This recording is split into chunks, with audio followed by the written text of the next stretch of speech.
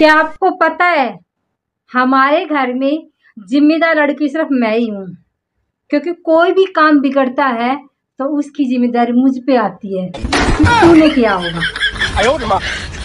Cycle मुझे चलानी नहीं आती, स्कूटी से मुझे डर लगता है, कार मेरे पास में है नहीं, इसीलिए मैं तो बस यूट्यूब चलाती हूँ, उसी से काम चल जाता है।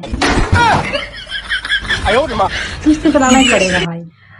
अगर आपको पत्नी कुछ काम बोलती है तो तुरंत ना करे, इंतजार करे उसका। थोड़ी देर बाद वो स्वयं ही कर लेगी बड़बड़ाते हुए, उसको कुछ आता नहीं जाता नहीं, बस शादी करके काम। एक बेवड़ा वकील के पास गया और जाके बोला, मैं सरकारी प्राप्त मान्यता दुकान के ऊपर दारू लेता हूँ, जीएसटी मेरा कटता है, लेकिन मेरी पत्नी मुझे रोज डांटती है। बोल तो डांटेगी। तो बोला, क्या मैं वकील साहब अपनी पत्नी को सरकारी काम में बाधा डालने के जुर्म में जेल डाल सकता हूँ? वकील साहब बेहोश और दिमाग लगाया कि साले में इतने बेवड़ा में इतना आइडिया कहाँ से आया। सुबह सुबह तो मोबाइल हरिद्वार जैसा लगता है, शाम को गोवा जैसा, और रात पहुंचते पहुंचे बैंकॉक पहुंच जाता है। तो आप कौन से में जाना चाहेंगे, कमेंट करके बताना मुझे। 32 दांत दिखा के फोन को लॉक किया था, एक दांत टूट गया, तब फोन का लॉक ही नहीं खुल रहा है। बताओ क्या करूं अब मैं।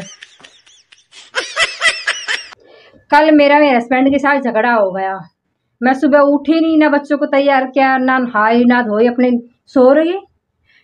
पतिदेव उठा, बच्चों को नहला दिया, तैयार किया, नाश्ता कर दिया, स्कूल के लिए यूनिफॉर्म पहना दी। जैसे ही वो गेट के बाहर निकलने वाले थे, मैंने उठ के बोल दिया संडे है। तब समझ में आया पत्नी से कभी झगड़ेंगे, मोल नहीं लगी, झगड़ा कुछ नहीं करना चाहिए। मुझे क्या है, मेरा तो सारा काम हो। कल रिश्तेदार हमारे घर पे आए, कह रहे कि आप कितनी कमाई है आपकी, कितना कमा लेते हो। मैंने भी कह दिया, आरबीआई कहती है कि अपनी निजी संपत्तियों का बखान करना जोखिम भरा वित्तीय सहयोग है, इसके अधीन आता है। अब नाराज होकर चले गई। अब आप बताओ, मैंने तो आरबीआई की बात मानी है, कोई गलत काम तो किया नहीं, अब वो चले गए तो मैं क्या करूं।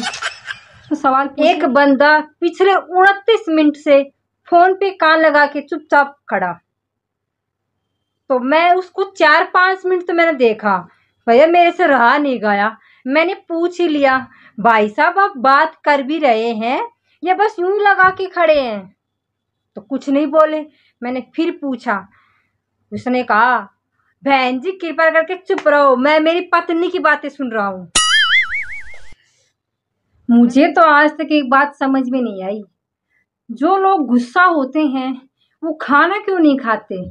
तो उनका मेरा एक ही रिक्वेस्ट है, भाई जो भी नहीं खाते मुझे भेज दिया करो, मुझे बनाना नहीं पड़ेगा, तुम तो गुस्सा ही होते हो। मेरा एक दोस्त मुझे बोला, यार एक लड़की मेरे को देख के हंस रही है।